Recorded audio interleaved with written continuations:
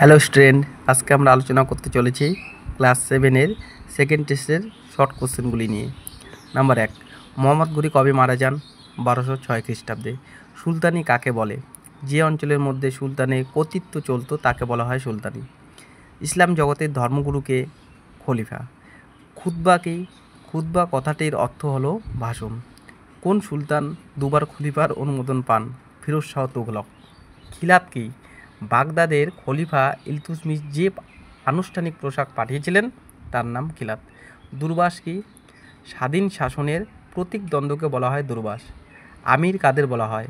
দিল্লি সুলতানি ইতিহাসে শাসন কাজে নিযুক্ত বিশিষ্ট ব্যক্তিদের আমির বলা হতো।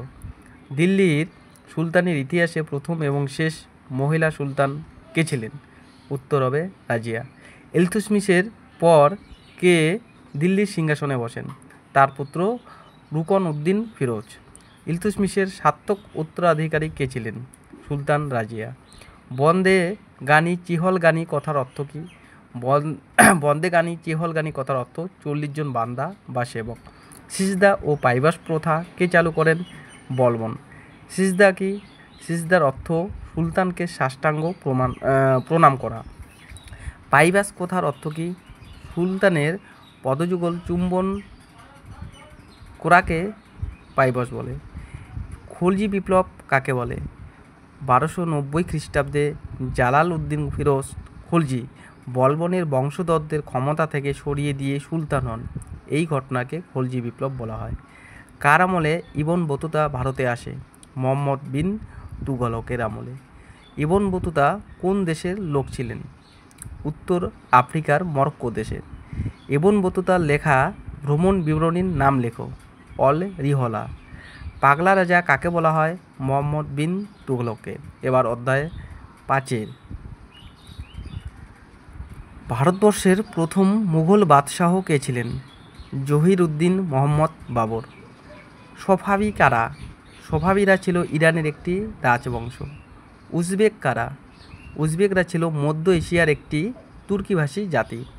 পানিপথের প্রথম যুদ্ধে বাবর কোন শক্তিকে পরাজিত করে? উত্তর আফগান শক্তি। খানোয়ার যুদ্ধ কবে হয়? 1527 খ্রিস্টাব্দে। আকবর যখন শাসনভার পান তখন তার বয়স কত ছিল? 13 বছর। আদিল শাহের প্রধানমন্ত্রী কে ছিলেন? হিমু।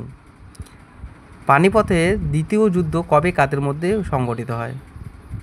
উত্তর 1526 খ্রিস্টাব্দে আকবরের সাথে আফগানদের। নবরত্ন কাদের বলা হতো? আকবরের দরবারে বহু বিশিষ্ট মানুষদের মধ্যে 9 জনকে একত্রে বলা হতো নবরত্ন। বীরবরের আসল নাম কী ছিল? মহেশ দাস। আকবরনামা কার লেখা? আবুল ফজলের। আকবরের মৃত্যু কবে হয়? 1605 খ্রিস্টাব্দে। সুলহ-ই-কুল এর অর্থ কী? সকলের প্রতি সহনশীলতা এবং সকলের জন্য শান্তি। সুবা কাকে বলে? আকবর তার সাম্রাজ্যকে কয়েকটি প্রদেশে ভাগ করেছিলেন। প্রদেশগুলিকে বলা হতো সুবা। মনসব কাকে বলা হতো? আকবরের শাসন ব্যবস্থায় প্রশাসনিক পদগুলিকে বলা হতো মনসব। মনসবদার কাকে বলে? মনসব পদাধিকারীদের মনসবদার বলা হতো। আমির কাকে বলা হতো? উচ্চ পদস্থ মনসবদারদের বলা হতো আমির। জায়গিরদার কাকে বলা হতো? মুঘল আমলে যিনি জায়গির পেতেন তাকে জায়গিরদার বলা হতো। জাপ্তি কাকে বলা হতো? আকবর প্রবর্তিত জমি জরিপের ভিত্তিতে রাজস্ব নির্ধারণ করার পদ্ধতিকে জাপ্তি বলা হতো। আকবর কবে 10 সালা ব্যবস্থা চালু করেন? 1580 খ্রিস্টাব্দে।